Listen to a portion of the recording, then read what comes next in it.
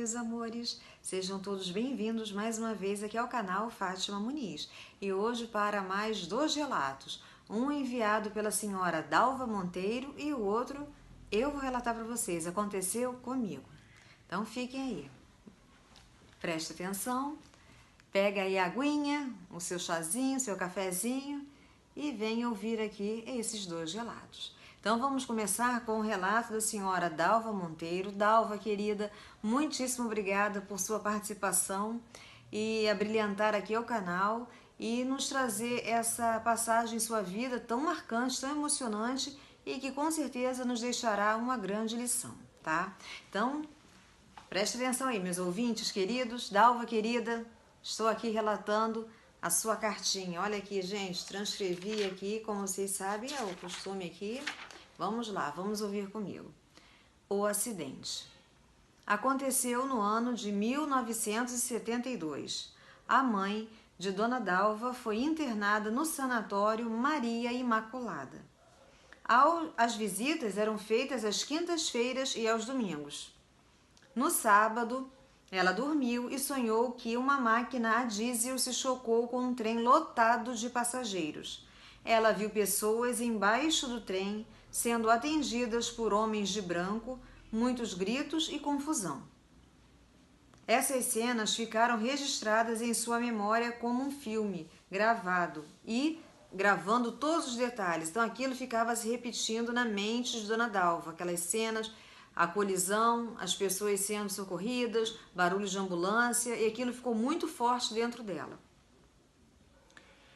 Essas cenas ficaram registradas tão fortemente com todos os detalhes que Dona Dalva não conseguia ir visitar sua mãe. No dia seguinte, era domingo. Então o pai se arrumou, as 2 irmãs se arrumaram e ela não conseguia se arrumar, se vestir, nem ao menos pensar em sair de casa. Ela disse: vai acontecer um acidente horrível e nós não devemos ir naquele trem. O pai dela disse: isso é uma bobagem, nós não devemos acreditar nessas coisas. E aí, nada aconteceu. E eles então chegaram em casa, sãs e salvos, e não pouparam o quê? Os comentários, até mesmo um certo tom de ironia, de deboche na voz deles. E o pai disse: você e suas manias, quanta bobeira. E os irmãos e as irmãs ali assinando embaixo, também rindo e meio que chacotando. Quando você não vai, deixa a mamãe muito triste. Ela até chorou. E todos sabemos que você é a queridinha dela, diziam as irmãs. Dalva se sentia muito triste, porém não conseguia evitar aquela situação. Não conseguia embarcar naquele trem. Pois bem, o tempo passou e chegou a outra quinta-feira. Dalva, mais uma vez, não teve coragem de ir. Uma das irmãs foi até a estação. Nesse dia, somente uma conseguiu acertar os horários e o tempinho, tudo certinho para visitar a mãe. Só que ela chegou atrasada. Perdeu o trem. E teve que esperar o quê? O próximo. Só então ficou sabendo que acontecera um acidente com o trem que perdera. Era o trem das estudantes que ia para Mogi das Cruzes. Dalva, que morava pertinho do pronto-socorro, conta como foi terrível. As sirenes passavam a toda hora, transportando os feridos, que eram em grande número, tentando salvá-los. Naquela noite, Dalva sonhou com 3 dos homens de branco que vira socorrendo aquelas pessoas embaixo do trem, naquele sonho premonitório, coisa de uns 10 dias atrás. E eles vestiam camisetas onde se lia: liberdade, igualdade e fraternidade. Dalva, o que aconteceu com Dalva? Ela teve o quê? Um sonho, uma premonição, uma viagem astral, uma projeção, Um pouquinho diferente de um sonho comum. Ela sonhou com o futuro, com o que ainda ia acontecer, Por isso lhe causou tão forte impressão, com total certeza de que o acidente aconteceria. O fato da irmã perder o trem aquele dia demonstra que ninguém daquela família estava marcado para passar por aquela tragédia. Comprova mais uma vez que nada acontece por acaso, que as pessoas que devem passar por aquela experiência são reunidas naquele local e naquele momento. né? Quantas vezes nós ouvimos dizer: fulano perdeu o avião, e aquele voo acaba o quê? Caindo. Ou uma pessoa chegou atrasada, perdeu uma condução e aquele ônibus bateu, se acidentou, né? Então a gente também nunca deve reclamar, ficar se lamentando, porque tudo tem um porquê. Nada nessa vida acontece por acaso. E aí essa frase que chamou muita atenção, esse era um slogan e teve origem na Revolução Francesa e até consta no hino francês. Isso aqui é uma observação que Dalva colocou na cartinha dela, tá? Então, Dalva, muito obrigada, eu concordo plenamente com você. Nada acontece por acaso, você teve um sonho premonitório e associando ao seu relato vou contar uma experiência minha e que também foi muito marcante, assim, foi um aviso e foi através de um sonho. Então, ouça, Dalva, querida, ouçam aí, meus queridos ouvintes. Esse relato aconteceu comigo, vou contar para vocês, isso ocorreu há 21 anos, já quase 22, vai fazer agora há 22 anos, fez agora em agosto que aconteceu esse fato comigo. Vejam bem, o ano era 96, eu estava grávida da minha filha, da Vitória, e o que aconteceu? Deixa eu voltar um pouquinho no tempo para vocês entenderem um pouquinho aí da minha relação com o meu sogro, o senhor Paulo Muniz. Seu Paulo querido, muito obrigada, sempre faço orações pelo senhor, o senhor está sempre na minha mente, no meu coração, meu sogro querido.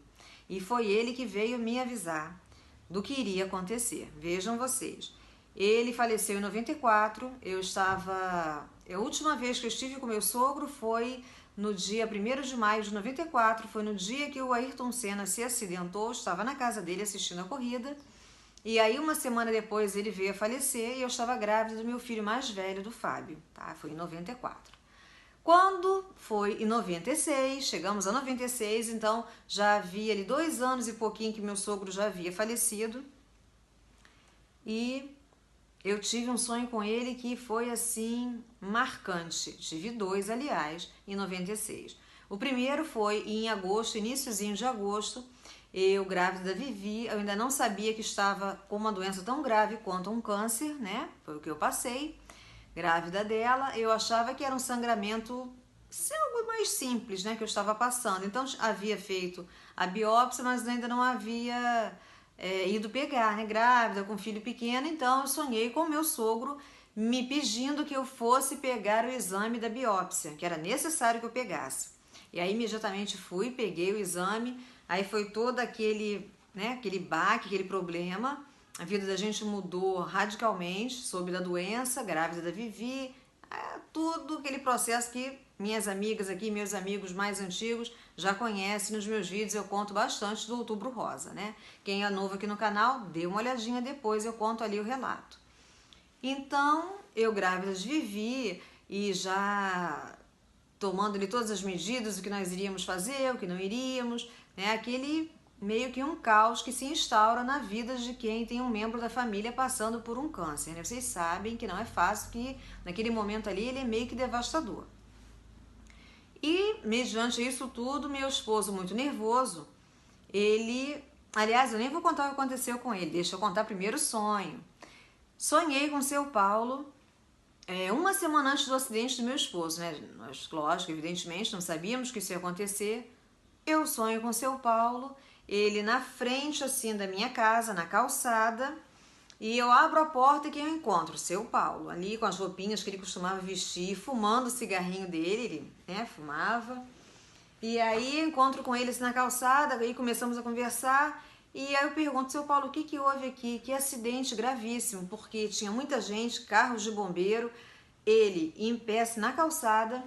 E aí quando eu olho para a calçada, gente, entre a calçada e a pista, havia um corpo, e esse corpo estava dentro de um saco preto, daqueles que se coloca mesmo ali um cadáver, né? Um saco preto com fecha-clé. E aí ele falava para mim: minha filha, não olha para isso, não olha para esse corpo, isso não vai acontecer, eu te prometo, não olha. Então eu não olhava, virava, olhava aquela cena daquela tragédia ali, um acidente, mas não olhava mais para aquilo. Dali eu me despedia dele e acabou. Contei para minha sogra, contei para o meu esposo, para o meu pai, para minha avó, minha irmã, contei ali para as pessoas mais chegadas ali na ocasião, isso aí que tinha ocorrido, isso me marcou muito.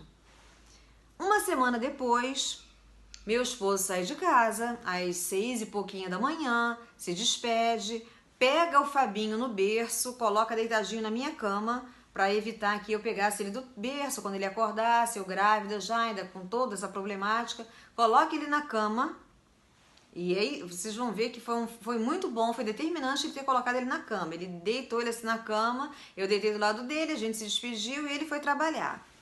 Só que quando ele pegou o carro, tirou o carro da garagem e foi trabalhar, não passou nem 5 minutos dirigindo, ele se lembrou que ele tinha esquecido uma mercadoria em casa, que ele precisava levar. E ele voltou para casa e aí ele foi virar assim redondo, de uma calçada para outra, virar redondo o carro para parar de novo na nossa casa. Nisso vem um ônibus, meio que numa velocidade razoável, né? Quando viu meu esposo fazendo ali o contorno, tentou desviar dele, então tentou afastar o ônibus dele, mas meu esposo não via o ônibus, ele estava cego naquele momento e ele vai de encontro ao ônibus. E aí, no que o ônibus bate no carro dele, vai arrastando o carro e prensa ele no poste. E ele fica lá. O carro imprensado no poste, o ônibus batido ali nele, aquela confusão. Eu ouço todo o barulho, né, da batida de carro sendo arrastado, vidro quebrando, eu ouço tudo e no meu coração, no meu íntimo, eu tenho certeza que é ele, que foi ele, o acidente foi com ele.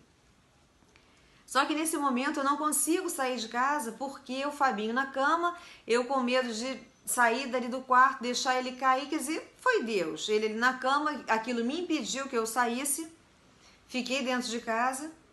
Nisso já vieram ali os vizinhos, né? Aí o acidente foi umas 6h30 da manhã, horário de rush, nós morávamos perto de um colégio de madres, um colégio bem grande, então as crianças indo para a escola não tinham acesso porque fecharam-se ali as 2 pistas. O seu Fernando, né, que ele era o dono da padaria, o proprietário, veio depressa, pegou uma mala que meu esposo tinha no carro, cheia de dinheiro, de cheque, de documento, pegou, guardou com ele na padaria. Alguém chamou meu pai, que morava em cima.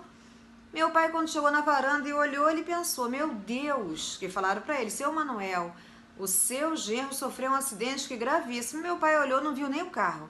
Falou, Marcos foi atropelado pelo ônibus, né? Não via o carro. O carro ficou extremamente amassado. Ele rapidamente vestiu ali um blusãozinho, desceu, viu que ele estava no carro, prensado entre o poste, né? Os bombeiros tiveram que tirar ele com serra, com tudo, ele fraturou a clavícula. Graças a Deus, proteção divina, eu tenho certeza que do pai dele. Tiraram ele do carro, o bombeiro com muita dificuldade, tentaram lá várias serras elétricas até que conseguiram tirar ele. Ele saiu andando, saiu consciente, pediu pro meu pai para que ficasse comigo em casa, não deixasse eu vir ali para fora e tal. Né? Então, quando eles foram me falar, eu já sabia, né? Mas aí eu não acreditava que não tinha sido tão grave, fiquei abaladíssima.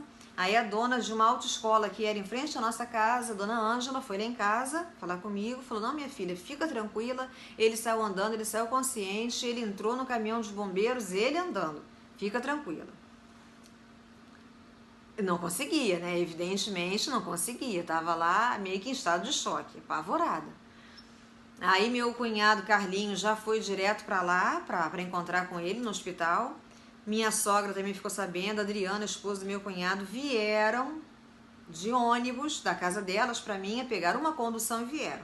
Dentro do ônibus, depois minha sogra me falou, minha cunhada, que falaram que, olha, teve um acidente muito sério em São João, logo ali no centro. E o rapaz com certeza não resistiu porque foi muito grave. Então minha sogra já começou a passar mal ali mesmo, minha concunhada, minha cunhada. Mas eles chegaram lá em casa, ele não havia chegado ainda. Quando ele chegou, aí sim, todo enfaixado, né? Aqui assim, essa região toda aqui do tórax, clavícula, tudo imobilizado, né? Com gesso que fraturou, um corte no supercílio, mas nada de mais grave. Né? E aí, meu primo, né? Na época, trabalhava também nessa aviação do ônibus que ocasionou ali o acidente. E meu esposo falou, olha, você avisa lá na empresa que o motorista não teve culpa nenhuma. Não mandem ele embora, não o punam, a culpa foi minha. Eu que fui de encontro ao ônibus, por favor. Mas depois ele até foi lá na empresa para esclarecer e dizer que a culpa realmente havia sido dele, ele não viu o ônibus. E, logicamente, devido à preocupação, o estresse que ele estava passando no momento que não foi fácil, né, para nenhum de nós. Mas eu tenho certeza absoluta que meu sogro veio para avisar que ia ficar tudo bem, que não ia ser nada muito grave. Protegeu ele, porque, gente, foi o cenário que eu sonhei, né? Foi a batida, foi a colisão, foi o bombeiro e aquele corpo ali naquele saco, né? E sabe, enfim, tenho certeza que foi proteção divina. Os anjos ampararam ele, protegeram, meu sogro estava ali de frente, tenho certeza absoluta.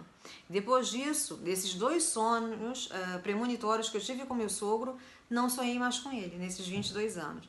Sempre penso, sempre faço orações por ele me ajudou demais. Seu Paulo Muniz, grande amigo, era grande amigo do meu pai, eu sou muito grata a ele, eu tenho certeza que ele salvou a vida do filho dele e ele também salvou a minha e da netinha dele, me avisando para não perder tempo e pegar o resultado dos exames, né? Então é isso aí, gente, são os mistérios que existem entre o céu e a terra, né? As pessoas, quando um ente querido nosso viaja na frente, ele só viaja, a gente só muda assim de sintonia, sabe? E a gente não consegue tê-los aqui conosco em carne e osso, fisicamente, mas eles estão em presença, estão em espírito, estão em luz, estão em carinho, estão em comunicação, estão nos alertando, nos avisando, é impressionante. Então eu sou muito grata a ele ter podido me avisar, ter consentido, os espíritos superiores terem consentido que ele viesse me avisar em 2 momentos muito delicados da minha vida, né? E depois não veio mais, mas eu sei que onde ele está muito bem. Eu estou sempre em oração por ele. Seu Paulo, querido, muito obrigada. O Senhor foi um anjo na minha vida e continua sendo. Então foi isso aí, meus queridos, minhas queridas, os 2 relatos. Dona Dalva Monteiro, muito obrigada pelo seu carinho, sua atenção, estar presente aqui no canal conosco. É uma honra e uma satisfação. Muitíssimo obrigada. A senhora abrilhantou aqui o nosso espaço com seu relato. Muitíssimo obrigada. Contei o meu também, by Fátima Muniz, né, e seu Paulo Muniz. Somos aí os 2 protagonistas desse fato, né, meu esposo também, coitadinho. Sofreu tanto, não foi fácil, gente, mas estamos aí, vitoriosos, a caminhos das boldas de Alexandrita, 26 anos de casada, agora, em setembro. Então é só felicidade, só bênçãos, né? Então deixem aí seus comentários, o que vocês acharam. Se tiverem algum relato, algum conto que queiram compartilhar aqui conosco, ou de alguém que vocês conheçam e queiram relatar, escreve pra gente aqui, relatosdefantasmas@hotmail.com. Eu terei muito gosto em ler, em transcrever, entender bem direitinho e contar aqui, tá? E se você acha que esse vídeo é útil para alguém, é do gosto aí de algum amigo ou amiga sua, compartilha ele, né? Para conhecer aqui o canal. Se você gostou do vídeo, deixa o seu joinha, tá bom? Um grande beijo de carinho, fiquem com Deus e até o nosso próximo encontro.